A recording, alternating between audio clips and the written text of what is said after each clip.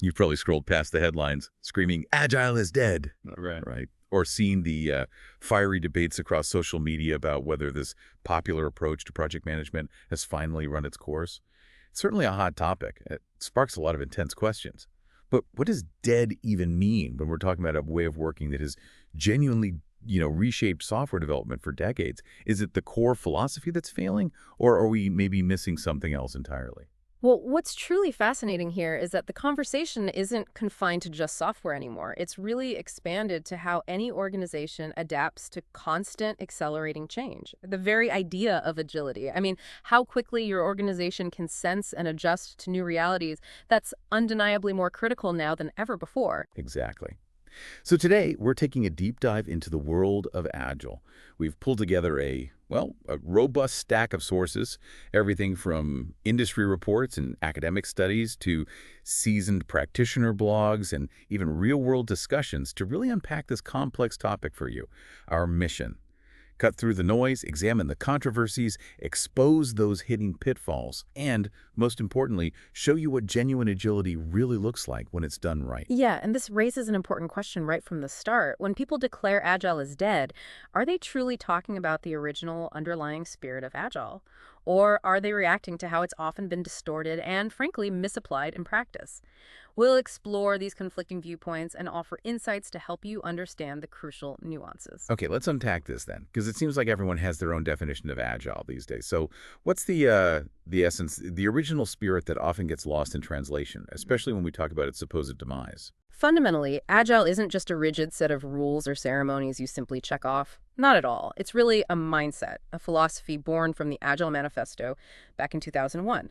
And that manifesto championed four core values: valuing individuals and interactions over processes and tools, working software over comprehensive documentation, Right. customer collaboration over strict contract negotiation, and crucially, responding to change over rigidly following a predefined plan. So it's less about a strict method and more about flexibility and really prioritizing people and how they interact. Precisely, yeah. It actively promotes an iterative approach to project management, typically using short development cycles called sprints, usually, 2 to 4 weeks long. The whole idea is rapid releases, getting continuous feedback, and achieving quick adaptation to changing market conditions or, say, evolving customer demands. I seem to recall reading that Agile emerged partly as a reaction to the pain points of older methods. And you maybe paint a picture of why it felt so revolutionary at the time. I've heard it described as bringing the kind of the joy of tinkering and rapid prototyping back to engineers. That's a great way to put it, actually. Traditional waterfall methods often led to these long, drawn-out projects where feedback came way too late. And the final product might not even meet current market needs by the time it shipped. Agile helped companies deliver bug fixes faster, incorporate real-time user feedback right into the development cycle, and ultimately create software that was better suited to actual customer problems. Frameworks like Scrum and Kanban, they're just common ways these principles get put into practice. Okay. But despite those foundational benefits, we keep seeing those provocative headlines, Agile is dead. What's really fueling this narrative? Is it just clickbait or is there something more to it? Well, one prominent voice, Dave Thomas, who is actually a co-author of the Agile Manifesto itself, he declared Agile dead almost a decade ago now. He argued its original values had been completely lost in rigid implementation and that its commercialization had turned it into, well, a superficial industry. More recently, you had Mike Borozdin echoing this, stating the practice has run its course. And it's not just the thought leaders, right? Many practitioners out there express real frustration. They feel it doesn't work or it's valueless in their experience. But then we see this conflicting data that seems to tell a very different story. You're absolutely right. If we connect this to the broader research, the current data often contradicts this sweeping claim of Agile's demise. It gets complicated. For instance, there's one study from NCRAC suggesting Agile projects have a surprisingly high 268% higher failure rate than traditional methods, which sounds terrible. But then other research, like the Standish Group's 2021 Chaos Report, found Agile projects are actually 3 times more likely to succeed. Wow, those numbers are, well, they're a stark contrast. How do we reconcile such wildly different views on Agile's effectiveness? What does that even mean? It kind of suggests that Agile might be both alive and dead simultaneously. It's maturing, certainly. It's moving beyond prescriptive, dogmatic frameworks. Yeah. And its perceived death stems from its misapplication, how it's used or misused, rather than any inherent flaws in the core principles themselves. The real challenges aren't usually with Agile itself, but more often how it's implemented and adapted, or maybe not adapted within organizations. Okay, so if Agile isn't inherently flawed, then where do organizations typically go wrong?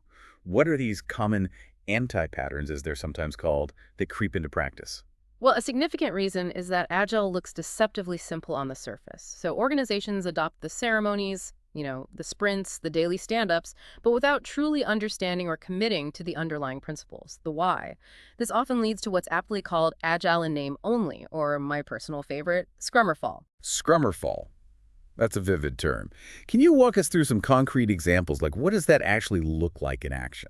Absolutely. You see things like blindly performing ceremonies, daily stand-ups morph into these hour-long status meetings.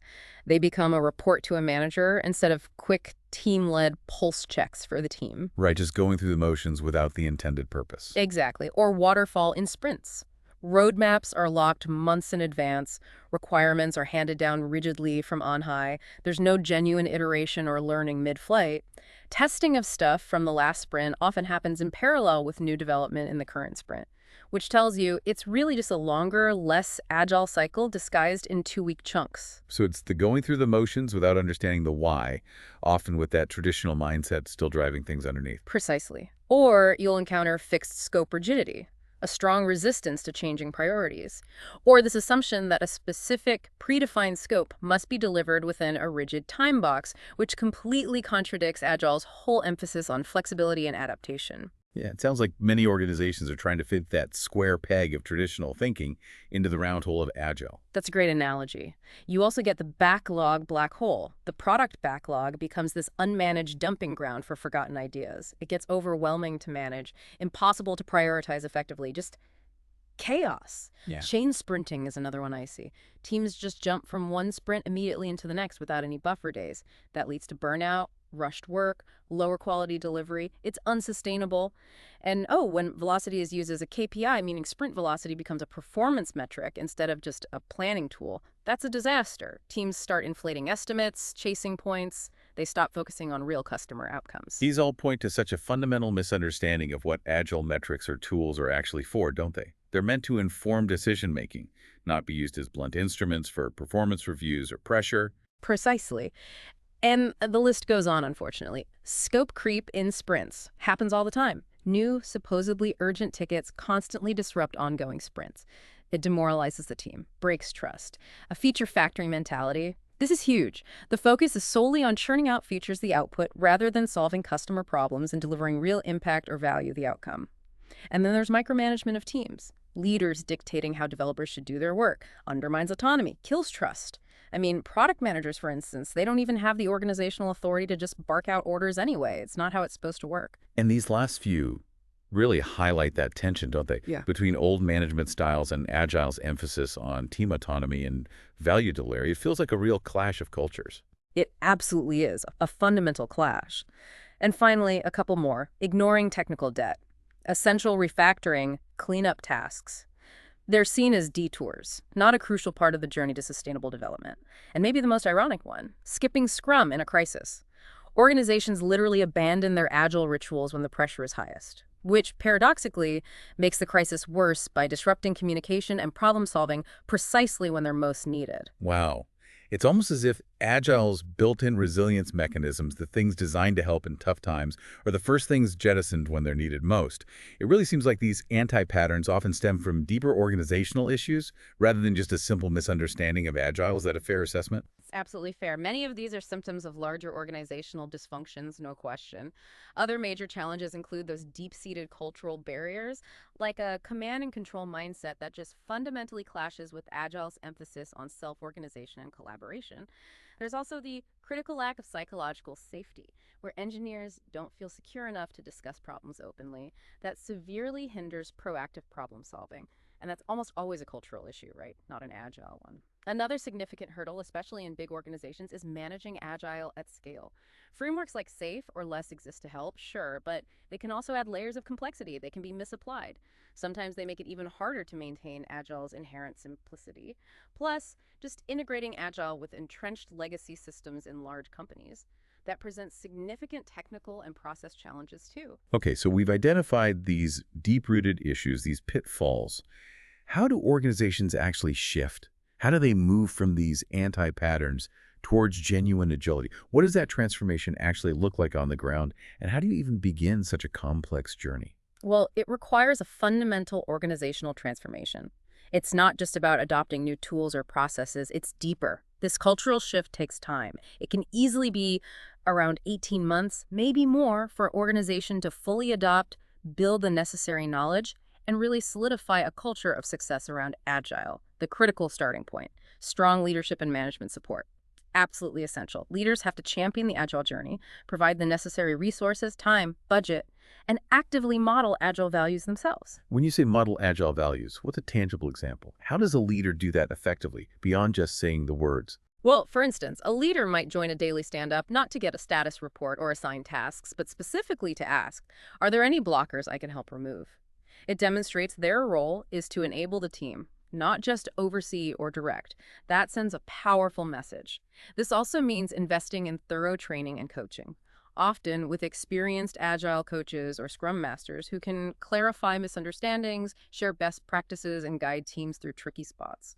A culture of continuous learning and adaptation, encouraging experimentation, using regular retrospectives to actually refine processes, that's absolutely vital. And beyond just attending a one-off course, what does effective agile training or coaching look like in practice? How does it stick? Yeah, good question. It's not just theoretical PowerPoints. It needs to be hands-on, focused on solving real problems the teams are facing now. Often it involves real-time coaching during sprints, helping teams apply principles directly to their unique context and challenges. It's about embedding the learning. Okay, so let's revisit those anti-patterns we spent time on. How do we actively flip the script on those common failures? Take one or two. Okay, let's take the anti-pattern of rigid, poorly defined requirements. The solution is embracing clear requirements engineering, using concise user stories with clear acceptance criteria. Think about shifting from a lengthy, ambiguous requirements document to a simple user story like, as a customer, I want to be able to reset my password easily so I can regain access to my account quickly. See the difference. It clarifies the why something is being built, the value, not just the what. For that feature factory mentality we talked about, you have to prioritize outcomes over mere output. Measure success differently. Measure it by customer satisfaction, by real product impact. Instead of just counting how many features were shipped, measure things like how many users successfully completed a key task. Or did customer support tickets for that specific area actually decrease? That's value. Right, shifting the focus from activity to results. Yeah. What about those endless, unproductive meetings, the stand-ups that drag on forever? Reclaim the daily stand-up. Keep it short, 15 minutes max. Keep it focused. Keep it team-led. It's about people speaking to each other for a quick sync-up, not just reporting at a manager. Simple formula. What did I do yesterday to help the team meet the sprint goal? What will I do today? Are there any impediments blocking me or the team? That's it. Stand up. Keep it brief. It sounds like so many of these solutions involve unlearning old, ingrained habits and actually trusting the process and the team rather than just layering a new set of rules on top of the old ways. That's a huge part of it, trust and empowerment. And what's fascinating, as you mentioned earlier, is that even when things do go wrong, Agile provides built-in mechanisms to adapt and learn from those missteps. Yeah. Absolutely. Lean into your Agile ceremonies, especially in a crisis. Don't abandon them. They provide clarity, calm things down, create shared direction when everything feels chaotic. For example, retrospectives are absolutely key to truly understanding what caused a crisis or a failure, and then planning actual sustainable fixes, not just applying quick bandages that don't solve the root cause. That makes a lot of sense. And expanding on this idea of continuous improvement and flow, how does the rise of DevOps tie into this whole pursuit of agility? Are they related? Oh, definitely. DevOps can be seen as an evolution or maybe even a crucial missing piece of the original Agile vision. While Agile primarily focuses on getting from ideation to working code efficiently, DevOps extends that focus right through to delivery and ongoing maintenance. It does this by breaking down the silos between development and operations teams, getting them to work together seamlessly. It emphasizes automation, continuous integration, continuous delivery, and much faster feedback loops across the entire software lifecycle. It really builds directly on Agile's foundation. They fundamentally share the same ultimate goal, improving software development speed and quality end to end. Okay, so it seems abundantly clear from our deep dive today that these proclamations of Agile's death are, well, they're largely misdirected. Maybe provocative, but missing the real issue. It's not the core philosophy that's failing, but rather how it's being implemented, or often, as we've discussed, misimplemented or misunderstood. That's exactly right. The original Agile Manifesto's values and principles, things like prioritizing individuals and interactions, genuine customer collaboration, responding effectively to change, they are just as relevant, if not more relevant, today in our increasingly complex and rapidly shifting world. It's the rigid, dogmatic application of ceremonies without understanding or a fundamental failure to adapt the underlying organizational culture that truly leads to all those pitfalls and frustrations we discussed. Yeah, it's really clear that true agility isn't some fixed destination you finally arrive at, check a box, and you're done. It's much more of a continuous journey, a journey of learning, adapting, and constantly refining your approach based on feedback and results. And this leaves us with perhaps a key question for you, the listener, to consider as we wrap up. If genuine agility is really more about cultivating a responsive mindset and adaptive culture than just following a rigid blueprint or checklist, how might you begin to cultivate that true spirit of adaptation and focus on genuine impact within your own work or your own team rather than maybe just performing the rituals?